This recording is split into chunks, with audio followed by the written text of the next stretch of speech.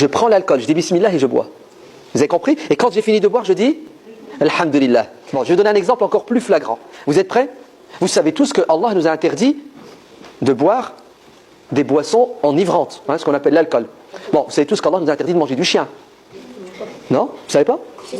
Bon, le cochon. Bon, ouais, miskin. C'est toujours le cochon qu'on donne comme exemple. Mais il n'y a pas que le cochon qui est interdit. Hein? Bref, khalas, vous le savez. Mais restons dans le cochon. Vous êtes prêts? Allah nous a interdit de manger du cochon. Oui ou non? Vous le savez, hein? Regardez maintenant, regardez la loi de Dieu. Vous êtes prêts? Le cochon est haram. Imaginez-vous, là j'ai un élastique. Ça, quand je tiens l'élastique comme ça veut dire le cochon est haram. Maintenant, regardez ce que je vais faire. Hop, le cochon est devenu halal. Oui. Ah, Hassan. Oh, vous me faites plaisir, Allah al-Adim. Ils comprennent vite. Regardez, parce que les conditions changent, le haram devient halal. Je meurs de faim, j'ai rien à manger. Je le mange ou je le mange pas le cochon si j'ai que ça? Je le? Pourquoi je le mange? Parce que je dois protéger, sauver mon. Vous avez compris? Vous vous souvenez de qu'est-ce qu'on avait dit? Le but de l'islam, c'est de protéger le. Donc, Allah nous interdit le cochon. Question, pourquoi Allah l'a interdit?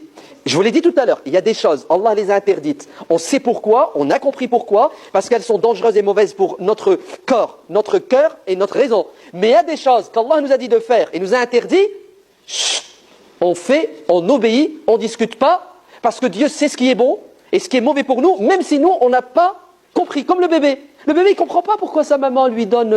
Non, elle l'emmène chez quelqu'un qui lui fait une piqûre. S'il pouvait parler, le bébé dire à sa mère, mais t'es folle, qu'est-ce que tu fais, maman? Tu me fais mal, maman. Ouais.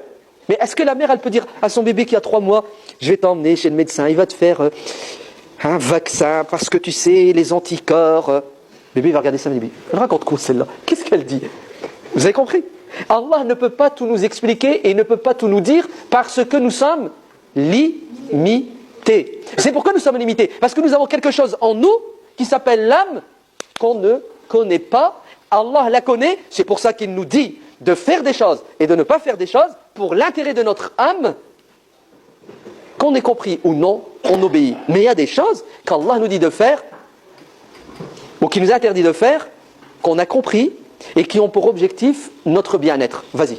C'est l'alcool, c'est une vertu ou pas? Oui, regarde. Écoute bien. Écoute ce que je vais te dire. Regarde. Quand Dieu interdit quelque chose, l'interdiction peut disparaître. Voilà, c'est plus interdit. Et être remplacé par une autorisation. Ça sera autorisé. Dieu nous interdit de boire de l'alcool. Je meurs de soif. J'ai que de l'alcool. Je bois juste ce qu'il faut pour rester en vie. Bon, je vais donner un autre exemple. Amen. Allah nous interdit de boire de l'alcool. Ouais. Je me suis fait arrêter par des délinquants, des voyous. Tu sais ce qu'ils ont fait? Ils ont sorti un pistolet, ils me l'ont mis sur la tempe. Ils savent que je suis musulman. Ils me ramènent une bouteille d'alcool, ils me disent tu bois ça, sinon je te tue. Je fais quoi à votre avis? Je me suis trompé, j'ai oublié de dire bismillah. Je prends l'alcool, je dis bismillah et je bois. Vous avez compris? Et quand j'ai fini de boire, je dis alhamdulillah. Vous savez ce que ça veut dire? Regardez, Allah qui m'a interdit à 5 minutes, quand j'étais chez moi dans mon sdaré, de boire de l'alcool, maintenant que quelqu'un m'a mis un pistolet sur la tempe, regardez, je vais boire bismillah. Vous avez compris? C'est Allah qui m'autorise à boire ce verre d'alcool pour sauver. Et quand j'ai fini, je dis alhamdulillah, ma religion elle est magnifique, elle est superbe, parce qu'elle est logique et elle recherche le bien pour l'être humain. Vous avez compris? Vous avez comment c'est élastique? Vous avez vu? Ouais. Allah m'a interdit de voler, oui ou non?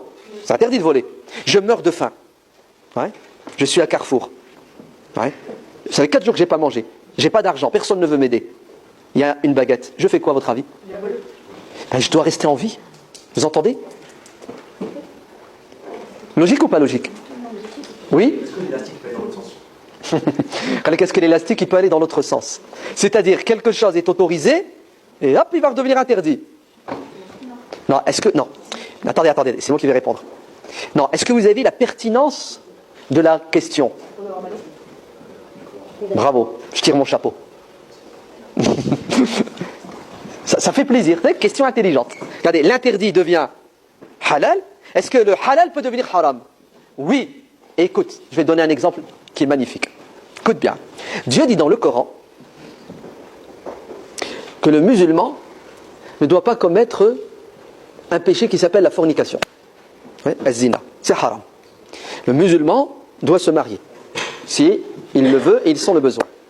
Mais tu es bien d'accord que, moi là, qui ai décidé d'aller habiter sur la planète Mars, ouais, j'arrive sur Mars, je suis le premier musulman.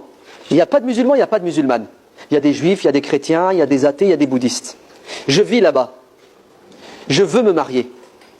Il n'y a pas de musulman. Un musulman, il se marie avec une musulmane et une musulmane se marie avec un musulman qui se ressemblent, s'assemblent.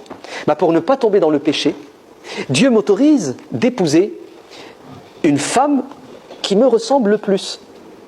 Il n'y a pas de musulmane, tu es bien d'accord? Bah je vais me marier avec qui? Je vais me marier avec la femme qui est la plus proche de moi. Et tu sais quelles sont les personnes qui sont les plus proches de nous? Les juifs et les chrétiens. Parce qu'ils partagent avec nous des croyances, des pratiques et une morale.